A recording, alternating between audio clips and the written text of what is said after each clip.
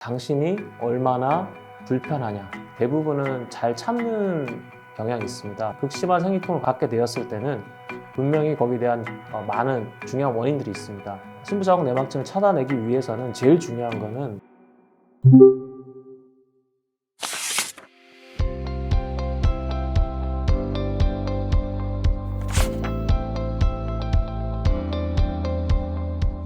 네, 안녕하십니까. 저는 대전에 있는 유성선병원에 근무하고 있는 부인과 의사 변승원입니다. 주로 부인암과 신부자국 내막증 수술에 몰두하고 있습니다. 그 밖에 여러 종류의 복강경 수술에 많은 시간을 할애하고 있습니다.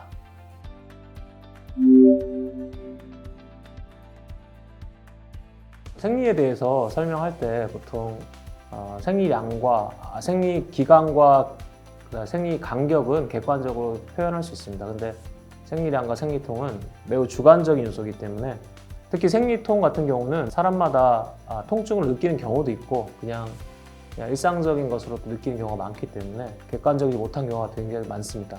하지만 일반적으로 우리가 통증을 느낄 때 가장 심한 통증, 상상할 수 없을 정도의 가장 심한 통증 10점이라고 했을 때 하나도 안 아픈 경우 0점, 이렇게 기준을 잡았을 때 7점 이상 됐을 때를 우리가 극심한 생리통이라 정의하고 있습니다. 그리고 이런 극심한 생리통이 있을 경우에는 불편하다 느끼고 병원을 찾아오면 되지만 대부분은 잘 참는 경향이 있습니다. 왜냐하면 생리통은 누구나 다 가지고 있는 거라고 생각하고 있고 그리고 이 생리통을 잘 참는 것이 여성으로서 생식 기능을 잘 유지하는 것이라는 잘못된 상식을 갖고 있는 거죠. 하지만 이런 극심한 생리통을 갖게 되었을 때는 분명히 거기에 대한 많은 중요한 원인들이 있습니다.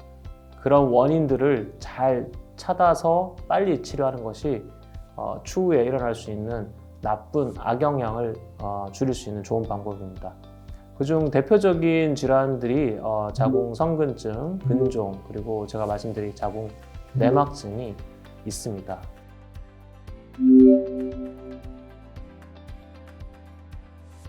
여러 가지 원인들이 알려져 있지만 딱 이게 정확한 원인이다라고 밝혀진 건 없습니다. 그 중에서 가장 학계에서도 인정할 만한 학설로는 생리혈이 자궁 밑으로, 그러니까 질을 통해 나오는 생리혈이 나팔관을 통해서 역류된다. 역류되어서 복강으로 퍼지기 때문에 내막증이 생긴다라는 게 알려진 가설입니다.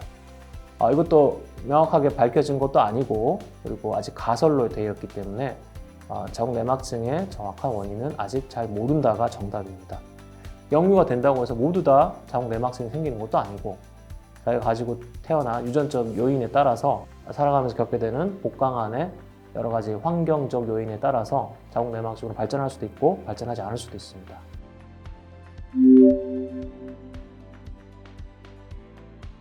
일반적인 생리통은 여성분들 전부 다 잘 아실 겁니다. 그냥 배꼽 아래쪽에 뭔가 어딘지 모르겠지만 뱃속 어딘가가 묵직하게 기분 나쁜 통증입니다.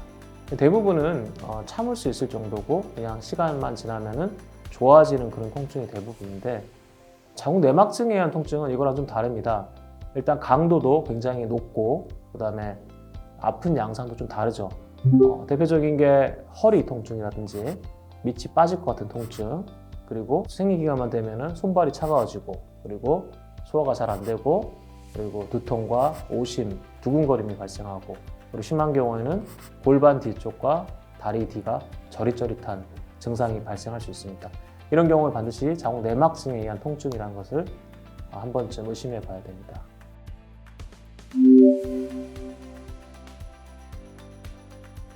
신부자궁 내막증이라 하면 보통 자궁을 둘러싼 주변 장기에 내막증 조직이 깊이 파고들어서 통증을 유발시키거나 불편함을 유발시키는 경우죠.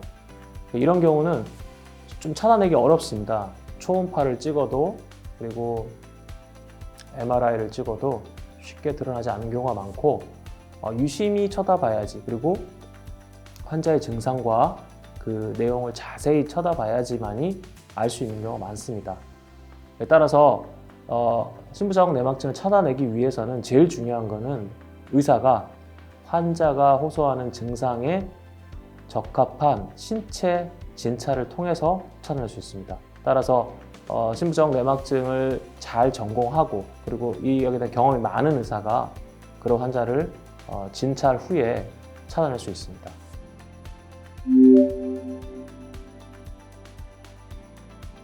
신부적 내막증은 치료해야 되는 이유가 일단은 불편해서입니다. 이거는 죽고 사는 문제도 아니고 암처럼 가만히 방치하면은 환자가 생명을 잃는 그런 질환도 아니기 때문에 여기서 제일 중요한 거는 당신이 얼마나 불편하냐, 당신의 삶의 질이 얼마나 파괴되었느냐, 이게 가장 중요한 겁니다.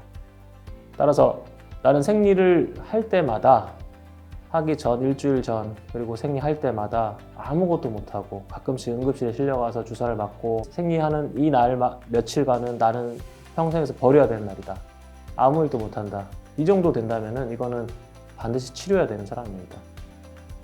그럼 이제 이 사람이 왜 아픈지를 찾아내야 되고 어디가 아픈지를 찾아내서 그 신부적 내막증이 있을 것이라고 생각되는 위치를 미리 추정한 다음에 약물 치료를 하든 복강경 수술로 수술적 제거를 하든 적절한 치료 계획을 세워야 됩니다.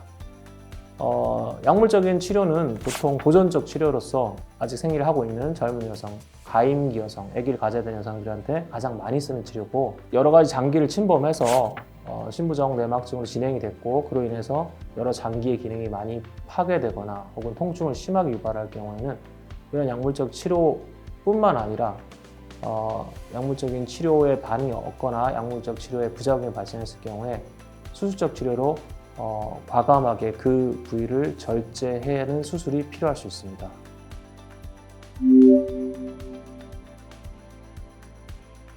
원칙은 이렇습니다. 먼저 우선은 약물 치료를 먼저 치료해 보고요.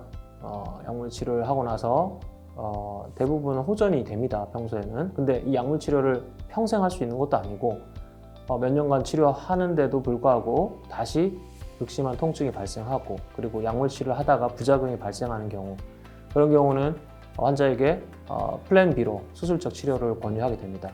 그리고 처음부터 약물 치료를 하지 않고 수술적 치료를 먼저 권유하는 사람은 이런 경우죠. 골반신경을 자극하는 신부적 내막증 조직이 있을 경우에는 이 조직이 이미 신경을 많이 파괴시켰기 때문에 아무리 약물 치료를 한다고 해서 이 사람의 통증이 좋아지지 않습니다. 이런 경우는 반드시 수술적 치료를 필요로 하고 이런 경우 대표적인 증상이 그 신경이 파괴가 돼서 다리를 저는 경우가 있습니다. 그리고 방광이나 직장을 침범할 경우 방광을 너무 심하게 침범할 경우에는 출혈을 일으켜서 혈뇨를 일으키고 직장을 침범할 경우에는 직장이 좁아져서 변을 보지 못하는 상황 또 심한 경우는 그냥 토끼똥처럼 조금씩만 볼 수밖에 없는 상황 그리고 변을 볼 때마다 문고리를 잡아야 될 정도로 굉장히 극심한 통증을 느낄 경우 이런 경우는 심하게는 장을 잘라서 붙이기도 하고 또 방광을 잘라서 붙이기도 하고 그리고 방광으로 가는 요관을 잘라다 붙이기도 합니다. 이런 아주 라디칼한 어그레시브한 수술을 해야 될 때가 있습니다. 근데 이런 환자들을 약물 치료로 계속 방치해 두면은 이 사람들은 더 심한 통증 및 더 안 좋은 상황으로 갈 수 있는 상황이 있기 때문에 적절한 진찰 및 검사 후에 수술적 치료를 해야 됩니다. 이런 경우에는.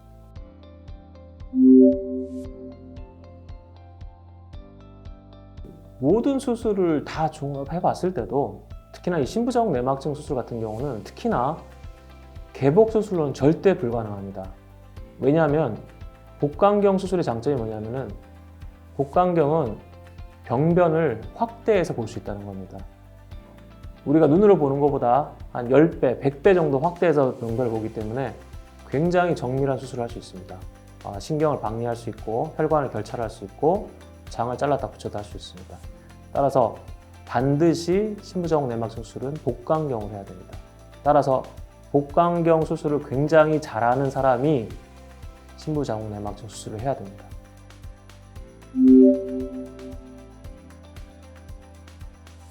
저희 병원은 외국인 전담 코디네이터가 있고요.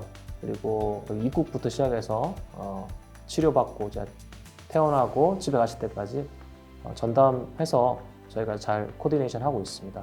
또한 거의 5성급 호텔에 준하는 병원 시설이 갖춰져 있기 때문에 언제든지 의사소통에도 문제가 없고 생활하시는데 전혀 문제가 없게끔 저희가 치료를 잘 하고 있습니다.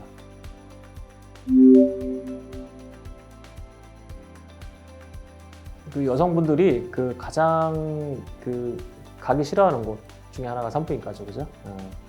일반적으로 뭐 치과 가는 거랑 비슷한 거죠, 그냥. 한 번 갔을 때 제대로 예방 및 진단을 받는다면은 3번, 4번 갈 거를 그냥 한 번으로 끝낼 수 있는 그런 상황을 만들 수 있죠. 따라서 자기가 매달 하고 있는 생리에 대해서 관심을 가지고 내 생리가 어떻게 변하는지를 유심히 관찰합니다. 여성들은 다른 사람하고 얘기를 안 하기 때문에 자기 생리가 어떤지, 이게 정상인지 비정상인지 잘 모르는 경우가 되게 많아요. 따라서 얘기하기가 힘들다 그러면은 자신의 경과를 잘 기록을 한 다음에 가까운 산부인과 의사와 잘 상담하고 내가 정상인지 비정상인지 이상이 있는지에 대해서 주기적으로 체크하는 게 가장 중요한 건강 포인트라고 생각합니다.